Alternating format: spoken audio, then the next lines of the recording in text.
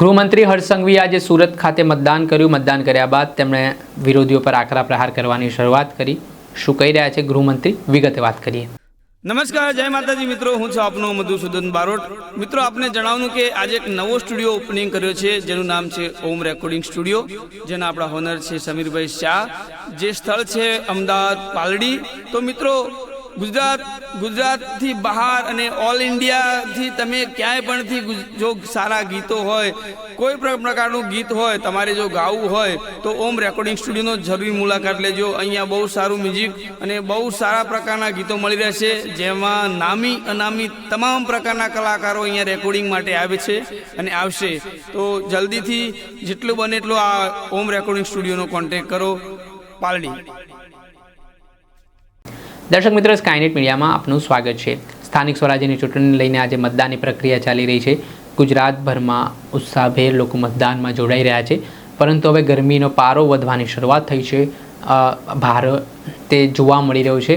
તેના કારણે હવે મતદાન જે બૂથો આવેલા છે, કેન્દ્ર આવેલા છે, ત્યાં થોડીક મતદારોની સંખ્યા ઘટતી પણ જોવા મળી રહી છે. ત્યાર વચ્ચે ગૃહમંત્રી હર્ષ સંઘવીનું નિવેદન સામે આવ્યું છે, જેમાં તેમણે મોટી સંખ્યામાં લોકોને મતદાન કરવા માટે હાકલ કરી છે અને વિરોધીઓને તેમણે જવાબ આપતા શું કહ્યું તે સાંભળો.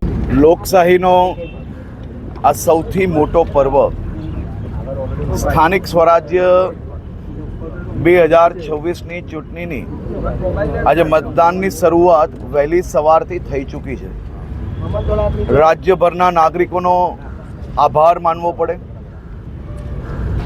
કે વહેલી સવારથી જ આ રાજ્યના હિતમાં, આ રાજ્યના વિકાસને વધુ ગતિ આપવા માટે વર્ષો વર્ષથી ચાલતી રાજ્યની જોડી, રાજ્યના નાગરિકો અને સૌ કાર્યકર્તાઓ એ આજે વહેલી સવારથી ફરી એકવાર આ જોડીને હજી વધુ મજબૂત બનાવવા માટે વહેલી સવારથી મતદાન કરી રહ્યા છે. સુરત શહેરમાં બી આજે તમામ ક્ષેત્રોમાં મતદાન ઝડપથી થઈ રહ્યું છે અને વ્યવસ્થા બી સરકાર દ્વારા, ઇલેક્શન કમિશન દ્વારા જે અદ્ભુત વ્યવસ્થાઓ કરવામાં આવી છે, જેથી કોઈ બી જગ્યા પર લાઈનો બી એવી નથી લાગતી. સાથે સાથે ગરમી હોય તો ORSથી લઈને, પાણીથી લઈને, છાશ, લીંબુ પાણી, આ બધી જ વ્યવસ્થાઓ જે અલગ અલગ જગ્યા પર કરવામાં આવી હતી, જેથી સીધો મતદાતાઓ જે આવે તેને એનો લાભ મળી શકે અને કોઈ બી પ્રકારની અગવડતા એને ના પડે. પર ગુજરાતની જનતા અને ટીમ ગુજરાત એ સાથે મળીને એક નવો ઇતિહાસ બનાવવા માટે આગળ વધી રહ્યા છે. ગુજરાતના નાગરિકોને બદનામ કરનાર લોકોને 100% હિસાબ કરવા માટે ગુજરાતના નાગરિકો સંપૂર્ણ સજ્જ છે. લોકોમાં એક અનેરો ઉત્સાહ જોવા મળી રહ્યો છે. લાંબી લાઈનો છે કારણ કે ગરમી ચાલી રહી છે. લોકો વધુને વધુ મતદાન કરવા નીકળી રહ્યા છે. જો આજે કુદરત બી મહેરબાન છે, વાતાવરણ બી સારું છે અને આપ જોઈ શકો છો કે 9 વાગ્યા સુધી 10% ઉપર મતદાન આ સેન્ટર પર થઈ ચૂક્યું છે.